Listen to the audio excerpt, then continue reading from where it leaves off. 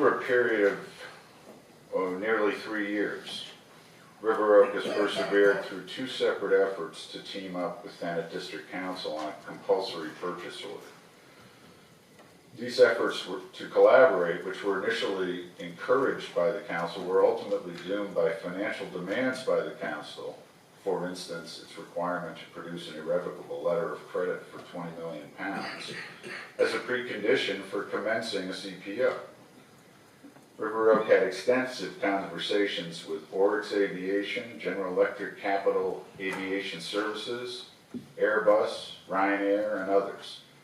While those entities had no interest in collaborating with River Oak whilst the project was tied up in a local political wrangle, they are all open to investing or in some way participating in the project once site ownership is controlled by River Oak. To expedite the reopening of the airport and underlining River Oak's belief in the viability of the planned cargo hub, River Oak made 4 offers to the owners of the airport. 3 of those offers, including one for the full asking price of $7 million, were made before the airport was closed. A 4th offer, written offer in excess of $10 million, made it a significant premium to the value of a closed and stripped airport, was rejected by the owner in June of 2016. Thank you. And if we just quickly turn to paragraphs 2.8 of your rebuttal evidence, please, on page 3. I think we don't need to read this out, Mr. Yerrall, but in paragraphs 2.8 to 2.12, you set out your offers and efforts to purchase the site from Mrs. Glogue. And you then set out at paragraphs 2.13 through to paragraph 2.18 your efforts to partner Thanet on a compulsory purchase order. Mr. Alston, in his evidence, points to the failure to enter into a partnership agreement with Thanet District Council as an indication that there's no realistic prospect of Manston Airport being used as an airport. Can you just very briefly explain to the inspector, please, what you were offering and your understanding of what you were offering to do as an indemnity partner in respect of the CPO, and whether it was appropriate or acceptable? Well, we went to what was then known as Rag Lawrence Graham, and a specialist in the CPO planning law field, and offered Thanet District Council an indemnity agreement which ensured that no cost would ever fall on Thanet. We offered to pay for Thanet to use Denton's, who is a known CPO specialist firm of solicitors. However we went about it, we just never could get the traction to get the council to understand, or seemingly to understand, what we were offering.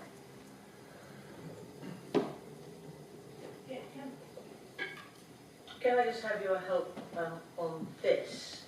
Did the proposed indemnity agreement that you were putting before Thanet District Council require that they be put in funds by yourselves before any acquisition of land under confirmed CPO could take place?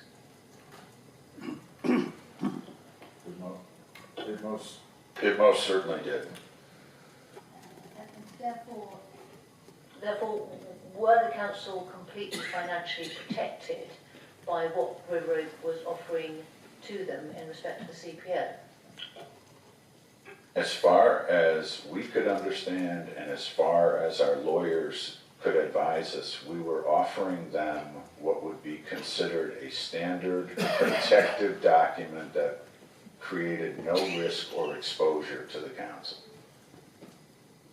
And therefore, in your judgment, in respect of your understanding of the events that took place at that time, is it appropriate to place any weight on the failure by Thanet to enter into an indemnity partnership agreement with you in terms of showing that there's no realistic prospect of Manston being put back to airport use?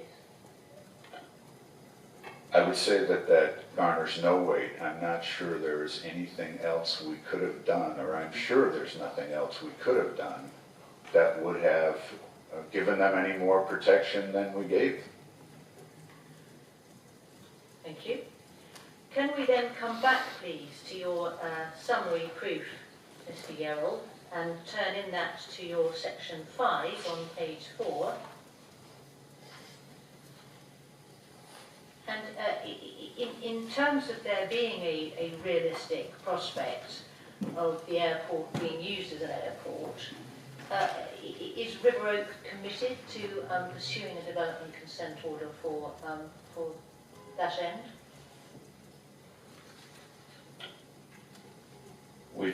River Oak has spent well over £3 million pursuing both the CPO and now the DCO. We're coming up on our 3rd anniversary.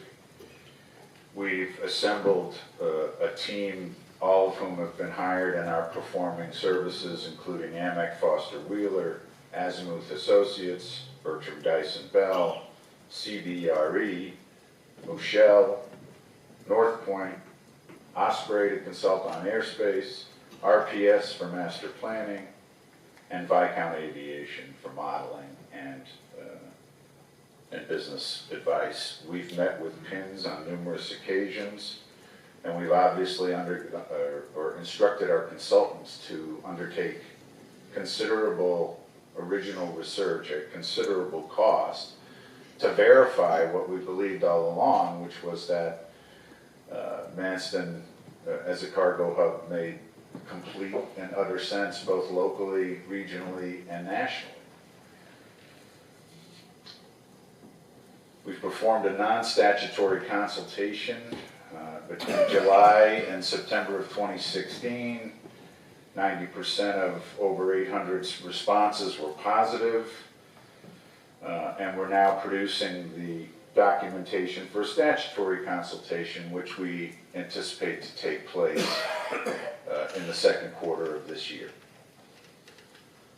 We've produced a scoping report, which we have now begun to work on since we were denied access to the site until right around the 1st of this year. And we've entered the site, taken our first tests, and are in process on both that and on desktop studies for noise.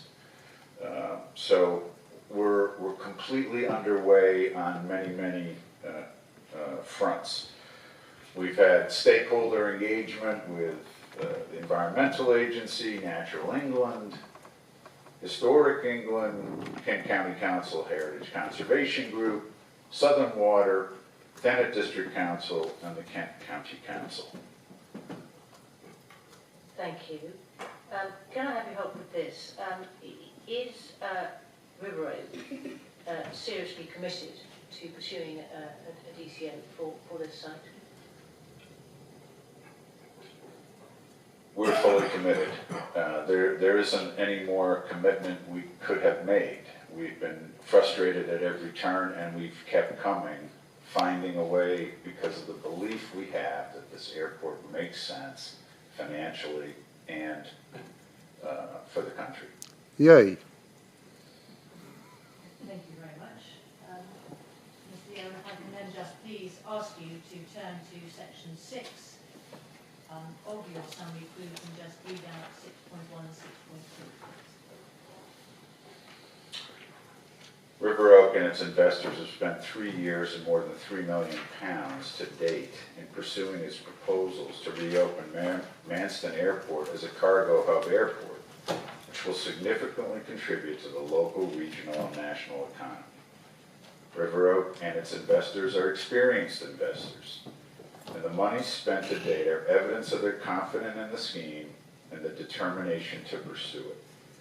As investors, we would not pursue the scheme if we were not completely convinced of the merits and the business case for it. River Oak is committed, prepared, and financed to pursue a development consent order and deliver the scheme.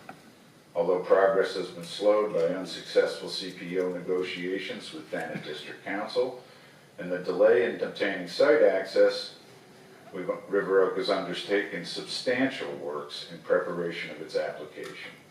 River Oak expects to submit its application for the development consent to PINS in the second half of 2017 and anticipates that the DCO will be granted by the end of 2018. Thank you very much, Mr. Yerrall.